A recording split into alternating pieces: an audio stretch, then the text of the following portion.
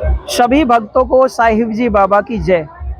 इस वक्त हम मौजूद हैं उस घासोली के दिव्य प्रांगण के अंदर, जहां पर बाबा ने लगातार करीब यहाँ एक दिव्य ज्योति है और उसी दिव्य दरबार के अंदर हमें यहाँ देखते हैं तो करीब 4 दिवसीय यहाँ पर लक्खी मेला भरने जा रहा है। और आज उस मेले के दिन ही हम यहाँ पर आए हैं। आप देख सकते हैं जो ये सागर दिखा रहा हूँ मैं, जो मेरे बैक साइड में आप सागर देख रहे हैं, ये एक ऐसा दिव्य सागर है कि यहाँ अगर किसी के फोड़े फुंसियाँ हो या फिर और कोई चर्म रोग वगैरह हो तो यहाँ पर नहाने मात्र से दूर हो जाता है।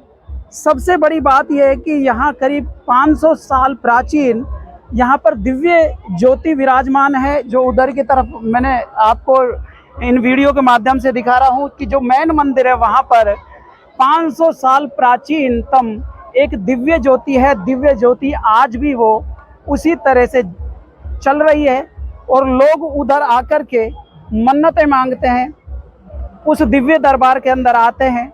लेकिन इसी के साथ साथ हम बात करें, मैंने आपको सागर के बारे में बात करी और इधर से यहाँ देखते हैं तो जो आप सफ़ेद जो गुम्बद टाइप में आपको दिख रहा है वो है यहाँ साहिब जी बाबा यहाँ पर तपस्या किया करते थे और वो पहाड़ी पे तपस्या किया करते थे।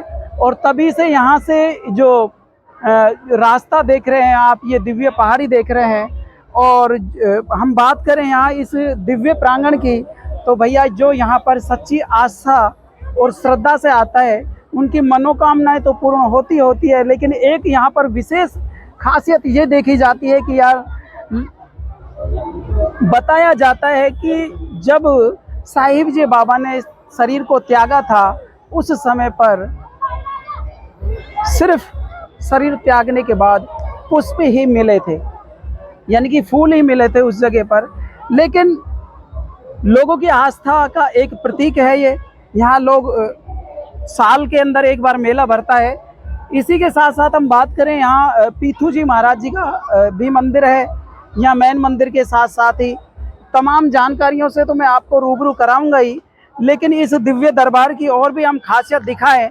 जो ये आप ग्रीन पानी देख रहे हैं, ये मान लीजिए कि ये अमृत कुंड है। इसको मैं अमृत कुंड ही कहूँगा क्योंकि यहाँ पर इस दिव्य दरबार के अंदर जो लगातार 500 सालों से जो अखंड ज्योति चल रही है, उस ज्योति के दर्शन करने से लोगों की मनोकामनाएं पूर्ण हो जाती है।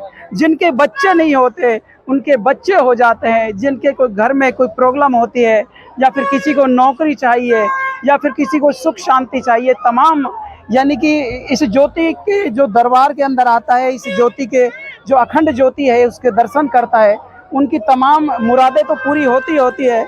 लेकिन इस मैं सागर की बात करूं, पहले भी बता रहा था, ये सागर नहीं, ये वो अमृत कुंड है जिसके स्नान करने से इंसानों को सुख शांति भी प्राप्त होती है। चलिएगा आगे और चलते हैं, वहाँ पर दिखाते हैं। लेकिन ये जो पहाड़ों की चट्टानों के बीच में आप देख रहे हैं, ये प्रकृति का एक सुंदर नज़ारा, प्रकृति के सुंदर नज़ारा के साथ एक आस्था का भी प्रतीक है।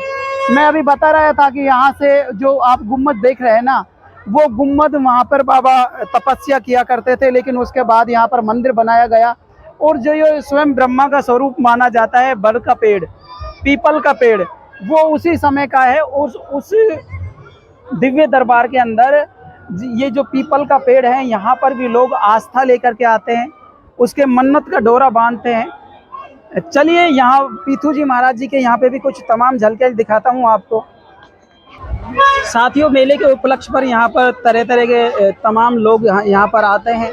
इस दिव्य दरबार की हम खासियत की बात करें तो इस दिव्य दरबार की खासियत ये भी है कि यहाँ पर हिंदू मुसलमानों का एक संगम है। यहाँ पर प्रतीक एकता का प्रतीक माना जाता है और आज लक्खी मेला भर रहा है।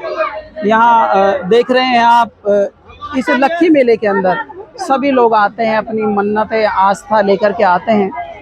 और यहाँ देखिएगा ये पेड़ भी भाई कितने प्राचीनतम होंगे, इनकी डाढ़ियाँ देखिए कितनी बड़ी बड़ी है।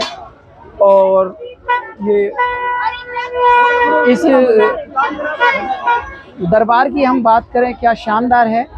बड़ा अच्छा व्यू आ रहा है, उस प्रकृति का आनंद मिलता है, यहाँ पर एक सुकून मिलता है और एक उस प्रभु से एक आस्था का जुड़ाव भी मिलता है, क्योंकि इधर की तरफ देखते हैं बड़ा निर्मल सा शांति के साथ यहाँ पर सागर है और सागर के साथ साथ इसके साथ साथ इस दिव्य दरबार की हम बात करें भाई, प्रकृति का एक अनूठा संगम भी यहाँ पर देखने को मिलता है।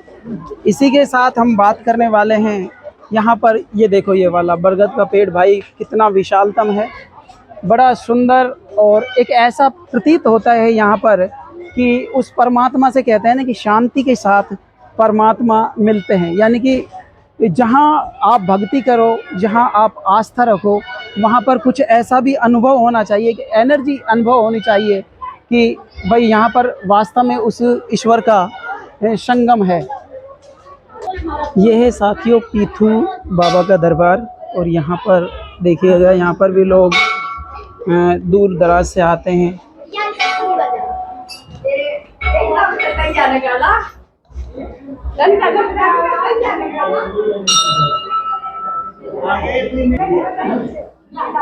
सभी कमेंट बॉक्स में साहिब जी बाबा की जयकारा लिखते जाएं।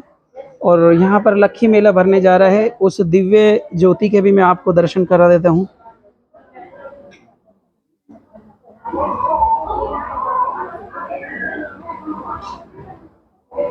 इधर की तरफ देखते हैं तो यहाँ पर शेरावाली माँ का मंदिर है।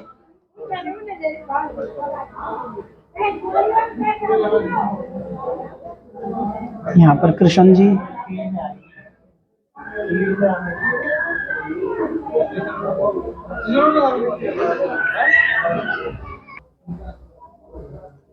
तो साथियों ये तो था अंदर मंदिर का व्यू। तमाम चीज़ें मैंने आपको दिखा दी है, यहाँ पर किस तरह से मेला भर रहा है और लोग दूर दराज से यहाँ समाधि करी थी। वैश्य समाज से थे वे, उन्होंने तपस्या करी 52 साल तक, और उनके बाद उनकी जो अंतिम संस्कार में उनका अंगूठा का दाग दिया गया था, अंतरिक्ष में वो विलीन हो गए थे। लेकिन हम यहाँ पर बात करें जो पहाड़ी के ऊपर एक सफेद गुम्बद टाइप में बनती है, क्या बाबा उसी जगह पर तपस्या की? नहीं, तपस्या उन्होंने यही करी थी। कितने साल? 52 साल। 52 सालों तक। हम बात करें 52 सालों तक उन्होंने तपस्या की, तो ऐसा कुछ बताया जाता है कि जब उनका अंतिम समय था, जब देवलोक गमन की स्थिति थी, तो उस समय पर क्या ऐसा चमत्कार हुआ? उनको ले जाया गया था, उन्होंने समाधि के लिए मना करी थी, पुलिस वाले आए, उनको रोका गया, वो समाधि में ही अपने आप विलीन हो गए। उन्होंने खाली फूल का एक अंगूठे का जो निशान होता है, खाली उसका ही दाग दिया गया है, और अंतरिक्ष में वो विलीन हो गए।